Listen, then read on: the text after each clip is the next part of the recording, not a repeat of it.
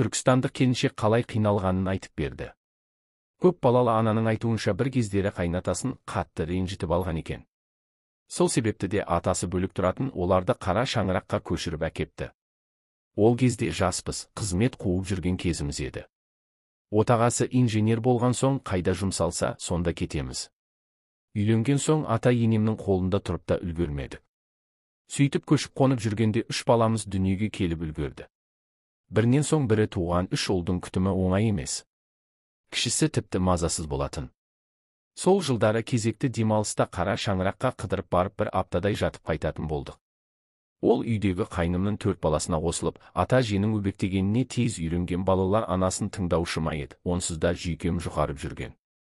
Үлкенім айтқанымды тыңдамай қырсығатын әдет шығарыпты. Түс кезі болатын. Үйдегілердің барлығы шілденің ыстығында салқын бөлмеге кіріп демалып жатыр. Менің ғана балаларым айғай-шу салып жатқан. Үлкен екеуін желкелеп апарып үйдің артында жұмсақ жерінен шапалақпен шартылдатып та алдым. Аузымнан ашуланған соң, атаңа нәлеттер ай деген сөзде шығып кетіпті. Тап сол уақытта бақша жақтан келе жатқан атамды көріп қысылып қалдым. Ол да маған тіксініп қарап қалған екен. Шынымды айтсам, мен бұл сөзге соған дейін мүлде мән бермеген екенмін. Несін жасырамын, бала күнімнен шешемнен естіп өскен сөз, бірақ сол күннен бастап іштей анама ренжідім. Неге ол сөзді парқыңа жетпей, ашуланғанда бізге айтты екен, неге құлағымыз арқылы санамызға, одан тілімізге сіңдіріп жібергенін ойламады ма, оған да тәйт дейтін жаның болмағаны ма? Содан кейін Ұлжан қара шаңырақта қалатын болып шешіліпті. Айтуынша тап сол күні атасы отбасын жинап, қолдағы кіші баласын еншісін беріп шығарып салып, инженер ұлына шаңыраққа ие болатынын айтқан. Әулетте атамызға қарсы келетін ешкім жоқ, тіпті одан үлкендер болса да, шалдың баласы деп ешкім бала күнінен қарсы келмеген екен. Балалары атам сөйлесе мүлде жақ ашпайды. Күйеуімде қанша қимағанмен қаладағы тастап ауылға келетін болды. Әкем неге өйтті екен? Менің аптасына сыр ашып, карта ойнайтынымды айтып қойдың ба деп мені қыспаққа алды біраз. Мен мәселенің неден шыққанын іштей сезсемде үнсіз қалдым. Ертеңіне күйеуім жұмысын реттеу үшін кеткенде, енем жеке алып қалып түсіндірді. Жарықтық, бір дауыс көтермейтін жан еді ғой. Өз балаңның болашағына нәлет тілегінің не, қарағым? Оның атасына айтқаның, балаңа айтқаның, атасы алған қарғыс оның 7 ұрпағына кетеді. Атаңа нәлет деген, лағнет жаусын деген сөз. Қалай айтасың мұндай сөзді, атаңды ренжіттің, сол қатең үшін сендерді қолда қалдырды деп сабырмен түсіндірді. Мен алдында жылап отырдым.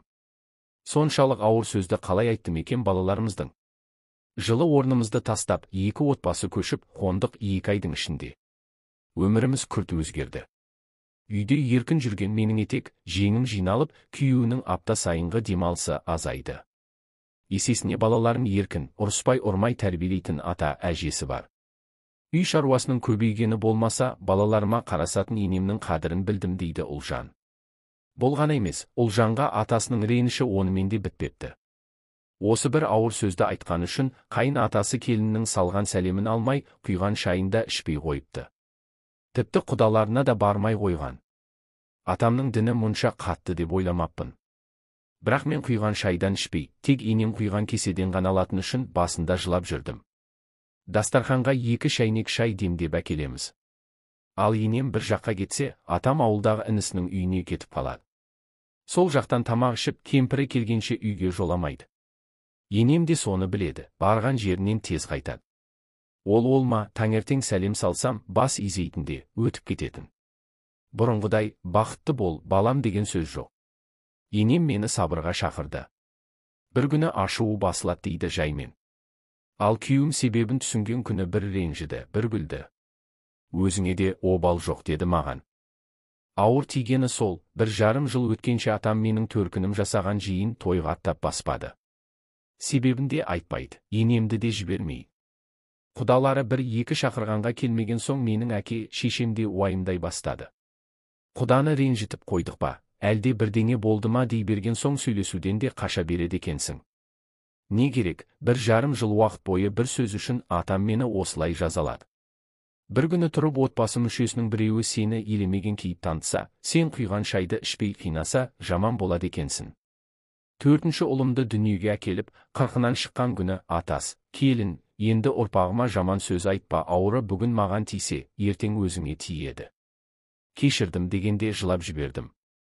Ал енді қалаған жақтарыңа кете берсеңдер болады деген, мен кетпедім.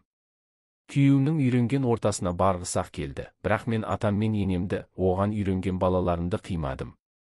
Дауыс көтермей ақ рет айтып жетеңе жеткізе білетін ондай адамдар жоқ шығар қазір.